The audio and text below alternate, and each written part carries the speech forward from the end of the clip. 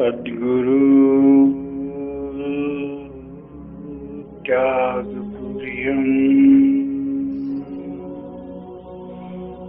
शरणं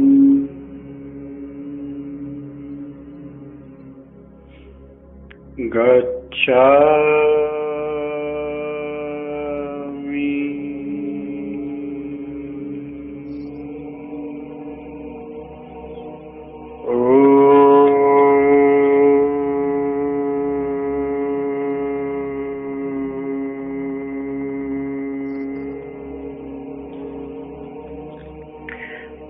सद्गुरु भगवान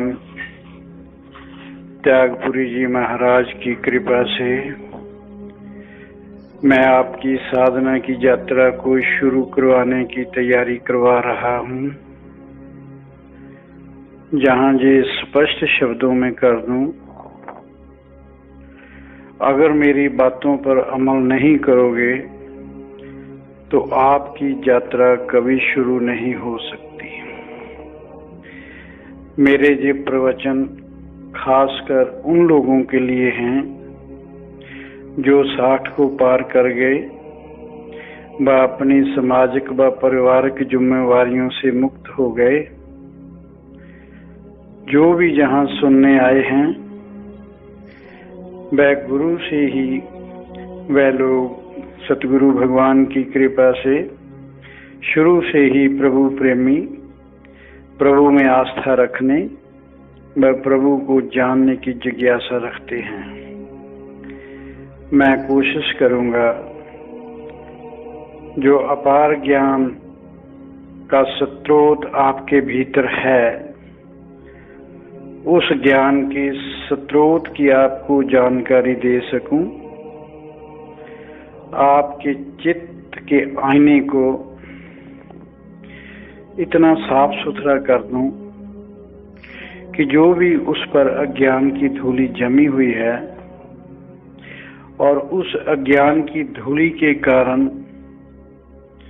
जो आपके भीतर विराजमान है परमात्मा के रूप में, आत्मा के रूप में, उस धूली के कारण आपको वो दिखाई नहीं दे रहा।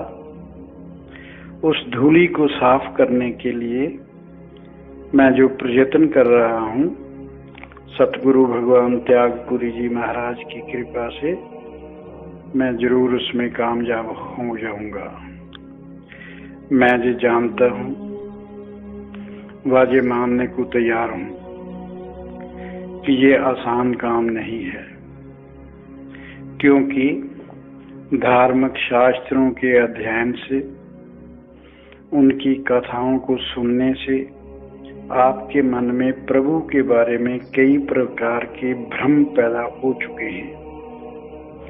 शास्त्रों को ज्ञान का अहंकार, अपने धर्म को सबसे ऊंचा समझने का भ्रम,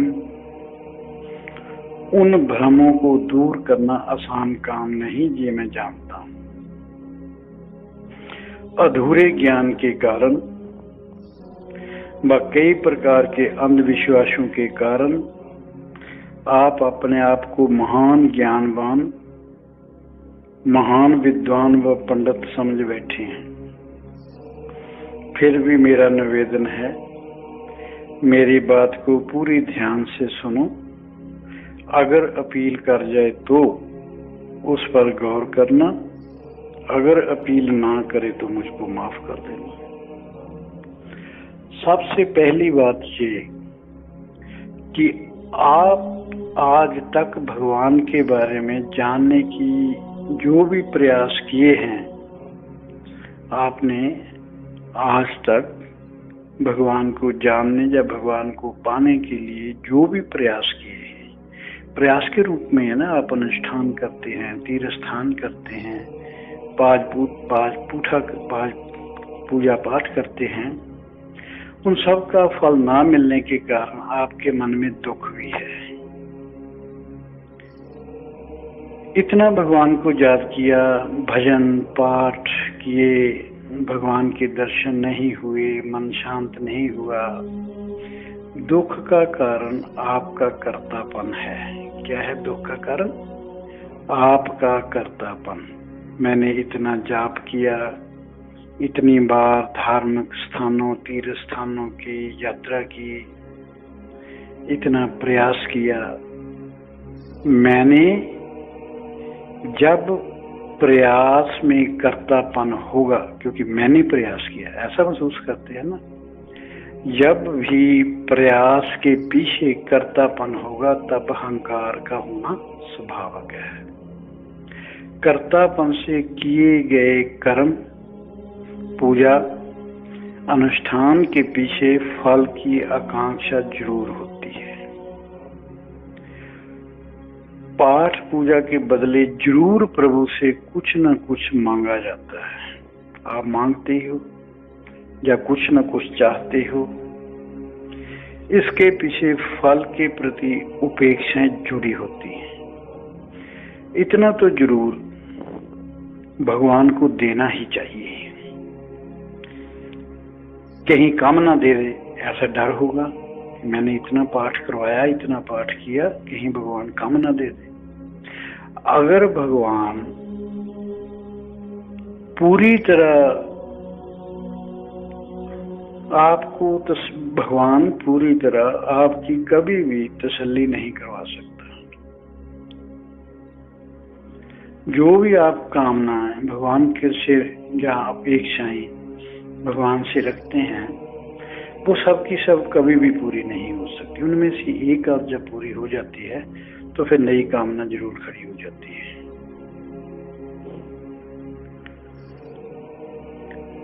अगर वह पूरी नहीं हुई तो दुख, अगर पूरी हो गई तो शिकायत, वह दूसरी कामना खड़ी हो जाएगी। कामना तो कभी खत्म नहीं होगी। कर्तापन व अहंकार ने आपका आनंद छीना है। आपका आनंद किसने छीना है? जो आपके अंदर कर्तापन का अहंकार है, उसने ही आपकी शांति को भंग किया है, उसने ही आपके आनंद को छीना है। दुख का कारण दृष्टि कर्म पर नहीं बल्कि उसके फल पर है। हम जब पाठ करते हैं तो भी मन में जाए, तो भी मन में भीतर इस पाठ का इतना फायदा तो होना ही चाहिए, या दुख है वो दूर हो जाए, बच्चे को नौकरी नहीं मिली वो मिल जाए, काम नहीं चलता वो चल जाए। सो दुख किसने छीना है आपका? जो कर्तापन का अहंकार है, उसने ही आपकी जिंदगी से आनंद को छीना है। इसके विपरीत यदि आप फलाकांक्षा की चिंता ना करके कर्म को स्वाभाविक रूप से करें, आनंद पूर्वक करें, ईश्वर की आज्ञा समझकर करें, तो सुखी, तनाव से मुक्त व आनंद रह सकते हो। ये पक्का विश्वास कर ले कि फल प्रभु के हाथ में है। वह आपकी इच्छा अनुसार कभी फल नहीं देगा। आपकी प्रार्थना अनुसार या आपकी प्रार्थना के पीछे जो आपकी एक्सपेक्टेशंस हैं, उनके अनुसार फल नहीं मिलेगा। आप केवल कर्म करते रहिए, प्रयास करते रहिए, कर्तापन का भाव त्याग करके, अहंकार का त्याग करके सदा यही भाव रखें, उसी की कृपा से हो रहा है, उसका धन्यवाद है जो मुझसे करवा रहा है। कर्म करने की ताकत व सद्बुद्धि मेरे को दे रहा है। देखो, अच्छे काम करना भी सभी के बस की बात नहीं, सभी की बुद्धि हमेशा सद नहीं रहती। अगर सभी को परमात्मा सद्बुद्धि दे दे तो इस धरती से जितने अन्याय हैं, जितने जुर्म हैं, वो सब खत्म हो सकते हैं। भगवान का धन्यवाद, हर सांस के साथ उसका धन्यवाद, शुक्र है उसका। उसका शुक्र इसलिए कि कर्म करने के लायक रखा, अपंग नहीं बनाया, स्वस्थ रखा हुआ है। आपकी आस्था भगवान में होनी ही चाहिए, और आपकी भगवान में आस्था है, आप सब भाग्यशाली हैं। अगर आप सब कार्य प्रभु का कार्य समझकर फलाकांक्षा को त्याग कर अहंकार रहित होकर करने लग जाएं, तो परम भाग्यशाली बन जाएंगे, परम भाग्यशाली जरूर बन जाएंगे। वासनाएं व आकांक्षाएं का त्याग करते ही हर प्रकार के तनावों से मुक्त हो जाएंगे। वह हमेशा आनंद की अनुभूति करते रहेंगे। मेरे दोस्तों, कर्म करके फल की इच्छा का त्यागना जरूरी है। आकांक्षाओं से मन हमेशा अशांत रहता है। कर्म की थ्योरी है कि अच्छे बुरे किए कर्मों का फल भी अच्छा बुरा ही होगा, जिससे सुख व दुख का अनुभव होता है। फिर व्यक्ति अधिक सुखों की प्राप्ति या दुखों की निवृत्ति हेतु यत्न करता है। कभी बाबों के पास धागा तवीत लेने जाता है, धार्मिक अनुष्ठान करवाता है, कभी इधर कभी उधर भागता है, बस अशांत रहता है। जैसे ये बाबुओं की मर्जी से दुनिया चलती है। फिर जब वाकर आता है, उसका रिजल्ट नहीं देखता, दूसरों को भी सलाह देता है कि आप भी वहां जाओ। अनुष्ठानों से भगवान का नियम नहीं बदल सकता। बाबों से तवीत या विभूति लेने से भगवान अपना नियम कभी नहीं बदलेगा। याद रखो, किए हुए कर्म अपना स्थायी प्रभाव मन पर छोड़ते हैं, जिन्हें संस्कार कहते हैं। ये संस्कार अनेक जन्मों तक पीछा नहीं छोड़ते, उन्हें भोगे बिना मुक्ति नहीं। जिसे आप किस्मत कहते हैं, मैं तो आपको सावधान करना चाहता हूं कि जिन कर्मों को अमली जामा नहीं पहुंचा सके, जो केवल अभी विचारों तक सीमित हैं, वह तो कम से कम आपकी अशांति का कारण ना बने। उन कर्मों को, अन्य किए कर्मों को करने की बार बार जो इच्छा उठती है, वह ही मन को बेचैन करती है। कभी कभी तो रात को सोने भी नहीं देती। इसलिए वर्तमान में रहना सीखो।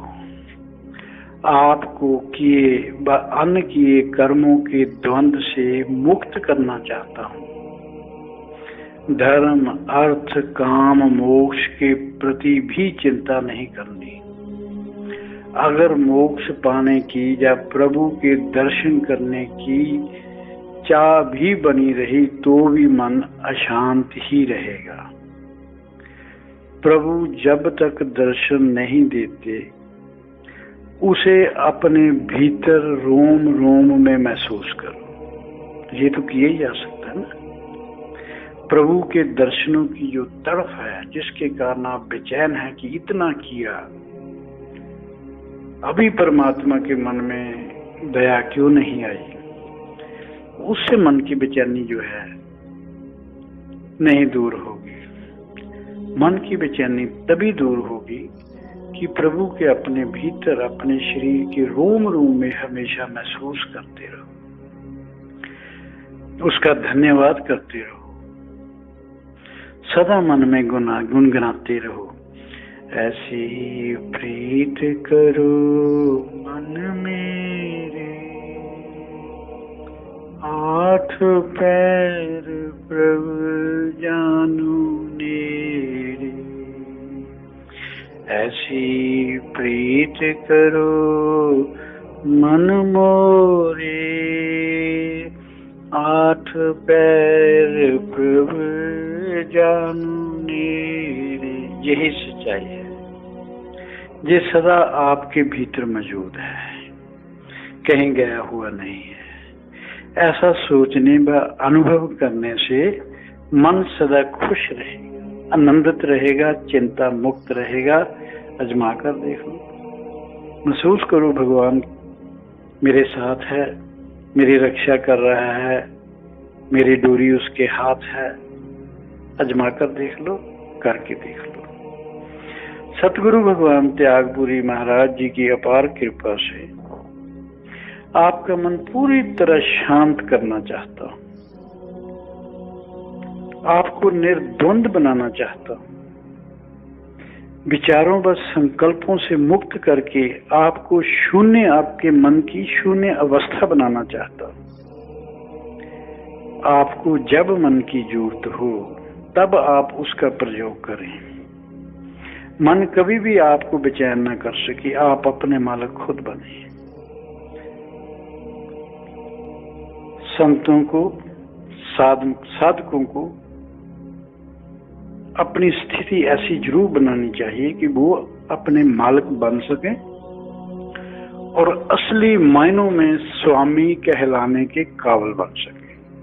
वैसे अपने नाम के पीछे स्वामी लिख लेने से कोई स्वामी नहीं बन जाता। स्वामी मतलब जो अपना मालिक आप है, जिसका मालिक मन नहीं, जिसको मन अपने आप अपनी मर्जी से ना नचा सके, वो ही स्वामी, जो अपना मालिक आप बन गया। जब आप अपने मालिक आप बन जाएंगे तो उस समय आप महसूस करेंगे कि बेचैनी तो कभी थी नहीं।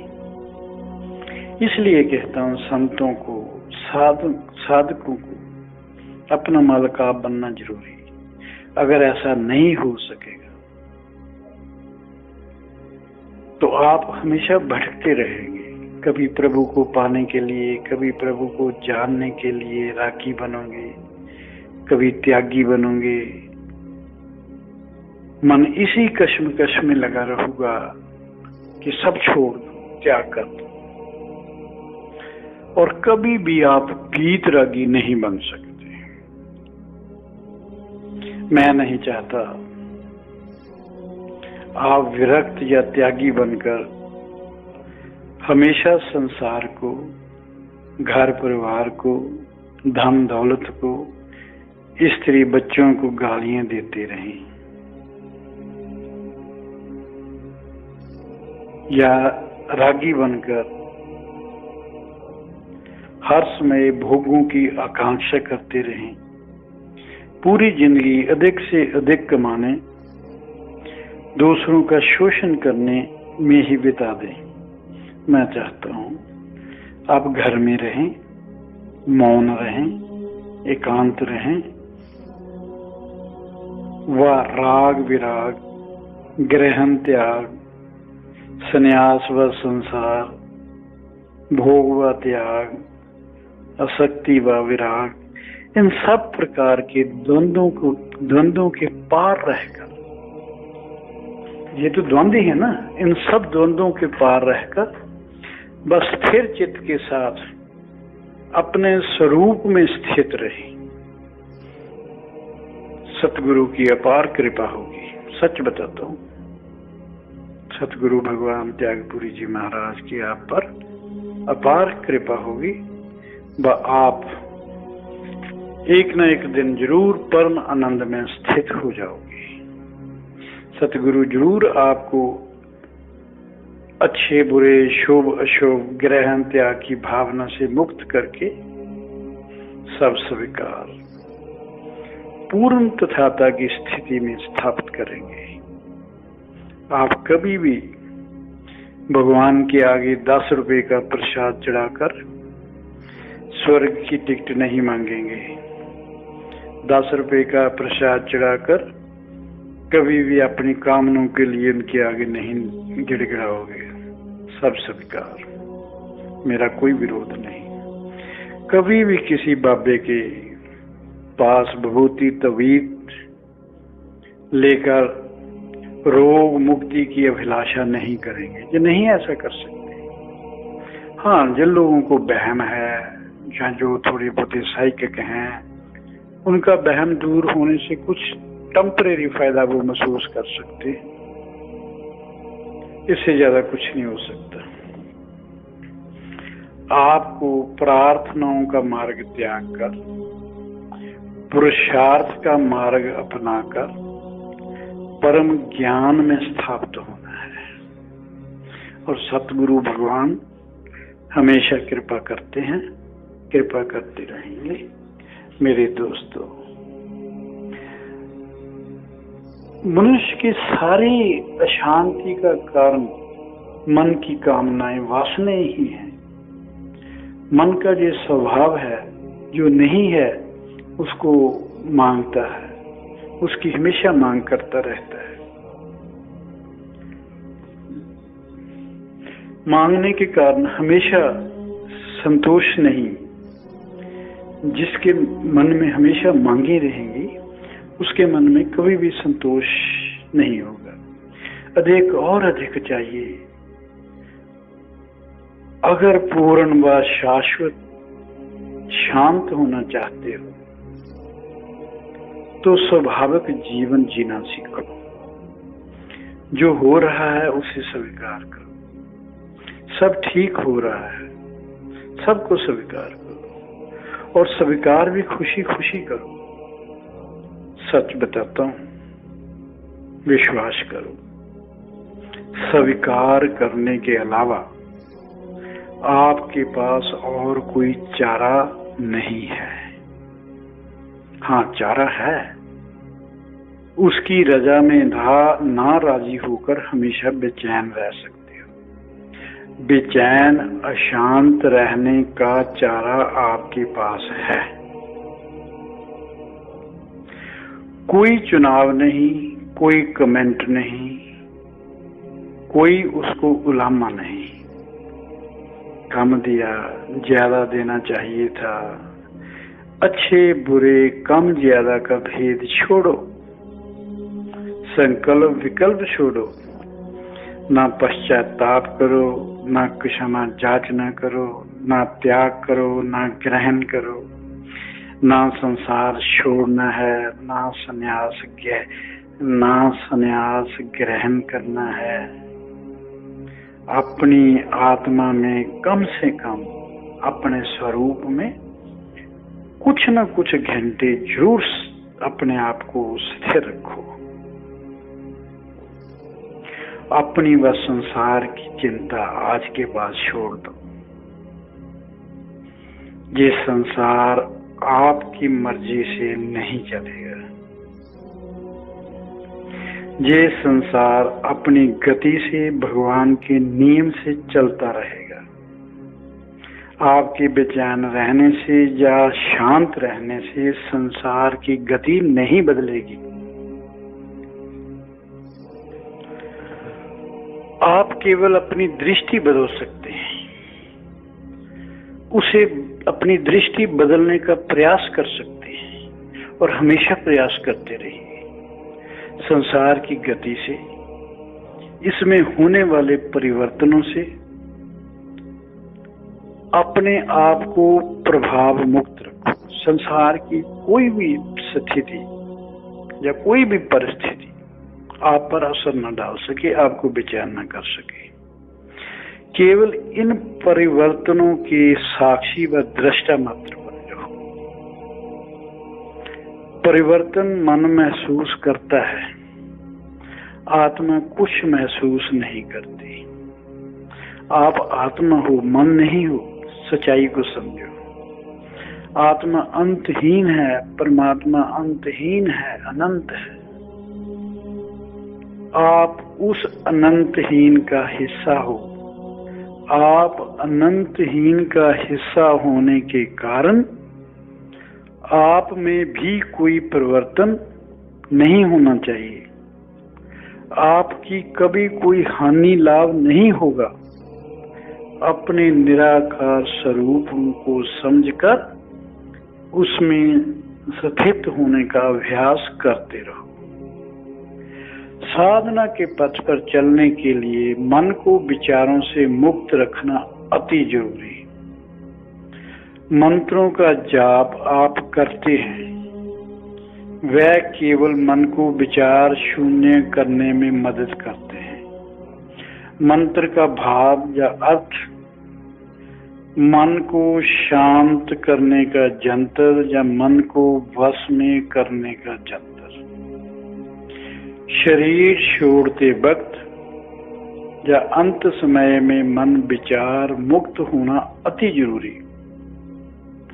साधना की सारी तैयारी उसी समय के लिए। अगर ऐसा नहीं कर पाओगे तो अगला जन्म निश्चित। क्यों? अंत समय अगर मन विषयों की ओर चला गया, पूरे जीवन की साधना आराधना व मुक्त होने के प्रयासों को जरूर ठेस लगेगी। जैसी मति वैसी गति का नियम अटल है। वह उसका प्रभाव जो भी आपने किया, साधना आराधना जो भी आपने किया, अगर अंत समय मति डामाडोल हो गई या विषयों की ओर मन चला गया, तो जो भी जिंदगी भर आप प्रयास करते रहे उनको ठेस जरूर पहुंचेगी, उसका महत्व जरूर कम हो जाएगा। कारण जब मन में विषय उठते हैं तो उनको पूरा करने की कामना उठनी स्वाभाविक। कामना पूरी करने के लिए शरीर व इंद्रिय होनी जरूरी। और शरीर छोड़ने के बाद मतलब कि जब आपका शरीर खत्म हो जाएगा, जब परमात्मा या आत्मा इसमें से निकल जाएगी, जब ये शव बन जाएगा, तब उन कामनों को पूरा करने के लिए बेचैन रहना स्वाभाविक। वो जो सूक्ष्म शरीर है वो भोगों को तड़फता रहेगा। उन्हीं अनभोगी या अतृप्त कामनों के कारण उसे फिर से शरीर ग्रहण करने की तड़फ बनी रहेगी। इसलिए कहता हूं, जीते जी संसार के सभी विषयों का संबंध मन से है और मन को उस ओर से मोड़कर भगवान की ओर लगाओ, भगवान को जानने की ओर लगाओ, अपने स्वरूप को समझने की ओर लगाओ। संसार के सभी विषयों का संबंध मन के साथ, आत्मा के साथ संसार के किसी विषय का कोई संबंध नहीं है। ये मैं नहीं कहता, सभी शास्त्र कहते हैं, सभी संत कहते हैं, सभी बुद्ध कहते हैं। इस शरीर में रहते ही अपने स्वरूप को पहचानो और उसमें सदा स्थित रहने का प्रयत्न करते रहो। विचार शून्य मन के साथ इस कर्ता व भोक्ता से ऊपर उठकर अपने स्वरूप में स्थित रहो। आत्मा का विषयों से कोई संबंध नहीं है। वह अंत निर्दोष जन्म मरण के चक्कर से मुक्त। जब आपको आत्मा के स्वभाव बारे अखंड ज्ञान हो जाएगा, तब ही आप संसार के इस इंद्रजाल के बाहर निकलने के सक्षम हो सकोगे। तब पूर्ण आनंद को उपलब्ध हो सकोगे। इसके अलावा और कोई चारा नहीं। संसार के इंद्रजाल में आप अपने देहा अभिमान के कारण, अपनी वासना, उपेक्षाओं, इच्छाओं के कारण ही बंधे हो और दुखी व अशांत हो। आपको किसी दूसरे ने नहीं बांधा। आपके दुख व अशांति का कारण आप स्वयं, ये अच्छी तरह समझ लो। आपका चित्त ही समस्त विकारों, विचारों, वासनाओं, इच्छों का जनक है, इनको पैदा करने वाला है। इसी से ही आप सदा सुख दुख अनुभव करते हैं। जब चित्त अपनी वासनाओं को पूरा करना चाहता है तब होता है संघर्ष शुरू। फिर धीरे धीरे शुरुआत होती है दूसरों के शोषण की व अपनी तिजोरी भरने की, चाहे हिंसा, हत्या, रिश्वतखोरी, मिलावटखोरी, चोरी के साथ या किसी भी तरीके झूठ फरेब के साथ सब कुछ करने को तैयार हो जाता है। तिजोरी भरनी चाहिए। ज्यों ज्यों लोभ बढ़ता है, तृष्णा बढ़ती है, प्राप्त करके या खोकर सुख दुख का अनुभव होने लगता है, समझो अशांति का बीज बोया गया। और जब बीज बोया गया तो फिर उसके अंकुर फूटेंगे, फिर वो वृक्ष बनेगा। जब प्राप्त नहीं होगा तो उसमें रुकावट या बाधा डालने वालों पर क्रोध आएगा और हर पल बेचैन अशांत रहोगे। फिर शांति पाने के लिए भगवान से सौदेबाजी करोगे, भगवान को लालच दोगे, या मैं तो ये भी कहूंगा भगवान को रिश्वत दोगे, भगवान से प्रार्थनाएं करोगे, मन्नतें मांगोगे, बाबों को डेरों के चक्कर लगाओगे। ये सिलसिला कभी रुकेगा नहीं।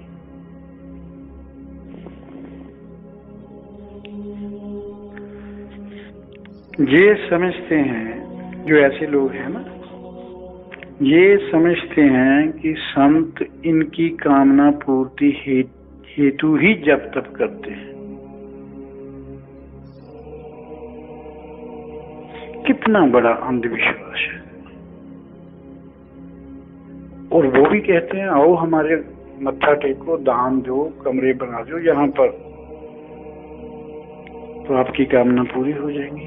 संत तो ऐसा कभी भी नहीं कहते। और जो भी ऐसा कहते हैं या जो भी ऐसा करने के लिए आपको उकसाते हैं, वो आपके सज्जन नहीं है। वो आपको अंधविश्वास से कभी दूर नहीं होने देंगे। अरे भाई, वासनाओं से भरा मन, वासनाओं से बंधा हुआ मन ही बंधन का कारण है, मन ही अशांति का कारण है।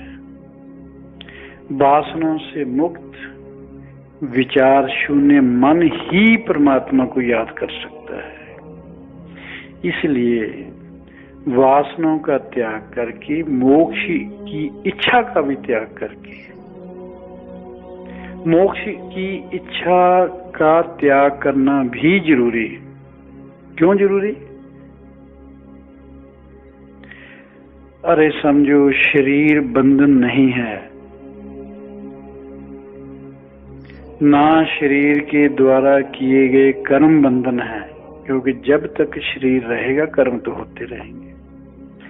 ना मन बंधन है, ना विचार बंधन है। बंधन की जड़ वासनाएं, मन में जो वासनाएं उठती हैं वह ही बंधन का कारण है। इसीलिए बार बार नहीं, अनेक बार कह रहा हूं, मन को वासनाओं से मुक्त करना जरूरी। इसके बिना मन स्थिर नहीं होगा, इसके बिना मन शांत नहीं होगा, इसके बिना मन को परमानंद नहीं मिलेगा। जड़ को काटे बगैर बात नहीं बनेगी। क्यों? क्योंकि जब वासना उठेगी तब विचार उठेंगे, विचारों से वासना पूर्ति की प्लानिंग होगी, प्लानिंग के बाद कर्म होगा, फिर कर्म का कर्तापन उठेगा, फिर कर्म के फल की आकांक्षा, फिर ज्यादा फल, फिर कम फल। वासनाओं के कारण ही मनुष्य सोचता है, चिंतन करता है, त्याग करता है, ग्रहण करता है, साधु बनता है, सन्यासी बनता है, सुखी होता है, दुखी होता है। उखाड़ तो वासना रूपी वृक्ष को और हो जाओ चिंता मुक्त। मेरी इच्छा है आप सबसे मूल्यवान पाकर, आप जो सबसे मूल्यवान है उसे पाकर साक्षी के तल पर जीना जरूर सीख जाओगे। अगर ऐसे ही संतों के संग रहने का आपका भाव बना रहेगा और अच्छे संतों की संगत आपको मिलती रहेगी, तो आप जो सबसे अमूल्य है उसको पाकर साक्षी के तल पर जीना जरूर सीख जाओगे। संसार के सभी धर्म आपको विचारों की जगत से ऊपर नहीं ले जा सकते। भिन्नताएं प्रतीत होती रहेंगी। आप कर्म कांड में ही उलझे रहकर अपने मूल्यवान समय का सदुपयोग नहीं कर सकते। सदाचार, आचरण, कर्म कांड के ऊपर की स्थिति को अनुभव करो, उसमें स्थित रहो। संतों के जीवन व संग का आप फायदा उठाकर ऐसा करने में सक्षम हो सकते हो। भगवान की कृपा से और सतगुरु भगवान त्यागपुरी जी के आशीर्वाद से आपकी ऐसी स्टेज जरूर आएगी, ये मेरा पक्का विश्वास है। कैसी स्टेज? जब आप चित्त में किसी की किस्म की कामना नहीं होगी, चित्त चिंता मुक्त होगा, कोई चाह नहीं, चित्त कुछ सोचेगा नहीं, कुछ त्यागेगा नहीं, कुछ ग्रहण नहीं करेगा। बस प्रभु की कृपा से सब स्वीकार, उसकी रजा में राजी, हमेशा प्रभु का धन्यवाद करता हुआ और प्रभु को अपने भीतर महसूस करता हुआ हमेशा आनंद में रहेगा। जब हर सांस में सर्वत का भला, तेरा पाना मीठा लागे, सब स्वीकार, कोई विरोध नहीं, सब ठीक। ऐसी अवस्था में क्या मन शांत, सुखी व दुखी हो सकता है? नहीं हो सकता। क्या ऐसी स्थिति में सुख दुख का कोई महत्व रहेगा? नहीं रह सकता। कोई भी या किसी भी तरह का सामाजिक अन्याय आपको बेचैन नहीं कर सकता। ऐसी अवस्था पर पहुंचकर ही मोक्ष के द्वार तक पहुंच सकते हो। मेरे मित्रों, चित्त की हलचल का बंद होना, चित्त का शांत होना बहुत जरूरी है। जब चित्त शांत हो जाएगा तब प्रभु पूरी तरह या प्रभु की जो व्यवस्था है, जिस व्यवस्था से आप सहमत नहीं है, जब आपके मनचल की हालत पूरी तरह खत्म हो जाएगी, चित्त शांत हो जाएगा, तब प्रभु की पूरी व्यवस्था शांत अनुभव होने लगेगी। चित्त की शांत अवस्था ही मुक्ति है। ये मन, बुद्धि, अहंकार और शरीर भी चित्त से भिन्न नहीं है। ये मन, बुद्धि, अहंकार और शरीर भी चित्त से भिन्न नहीं है। ये चित्त की ही भिन्न भिन्न अवस्थाएं हैं। चलो आओ बता जाने कैसे ये है। चित्त वासनाओं व इच्छाओं का पुंज है। ये तो पूरी तरह आप समझ आ गया। जब इसमें भाव उत्पन्न होता है तब ये अपने को आत्मा से भिन्न समझता है व अपने को आत्मा से भिन्न मानता है। अपने को आत्मा से भिन्न मानना ही अहंकार है। अपने को आत्मा से भिन्न मानना ही सबसे बड़ा अज्ञान है। अपने को आत्मा से भिन्न मानना मैं, अपने भाव को महसूस करना। वासना पूर्ति हेतु जब विचार करता है तब उसे मन कहते हैं। वासना पूर्ति हेतु जब विचार करता है तब उसे मन कहते हैं। जब चिंतन करता है तब चित्त कहलाता है। जब अच्छे बुरे का भेद करता है और निर्णय लेता है तब बुद्धि कहलाता है। जब क्रियाशील होता है, अपनी ज्ञान इंद्रियां, अपनी कर्म इंद्रियों को प्रयोग में करता हुआ, और तब अपने आप को शरीर समझता है। इस शरीर का विकास भी चित्त वृत्तियों के कारण व उसके अनुरूप होता है। मनुष्य अपनी चित्त वृत्तियों के अनुसार ही इस जगत की व्याख्या करता है। अगर वृत्तियां शांत हो जाएं तो भगवान के सिवाय कुछ नहीं बचेगा। ये मैंने इसलिए बोला, ये अलग अलग जो आस्थाएं हैं, अलग अलग विश्वास हैं, अलग अलग धर्म ग्रंथ हैं, अलग अलग उसमें कथाएं हैं, ये सब चित्त वृत्तियों के कारण। भगवान तो एक है, सत्य तो एक है, तो फिर उसकी अलग अलग व्याख्या कैसे? भगवान के सिवाय कुछ नहीं बचेगा। अब आप ही फैसला कर लो, चित्त की वृत्तियां, चित्त की वासनाओं को शांत करने या चित्त की चंचलता को समाप्त करने या चित्त को विचार शून्य करने के लिए क्या करना जरूरी है। ठीक है, अब तो कंक्लूजन पर पहुंचते हैं।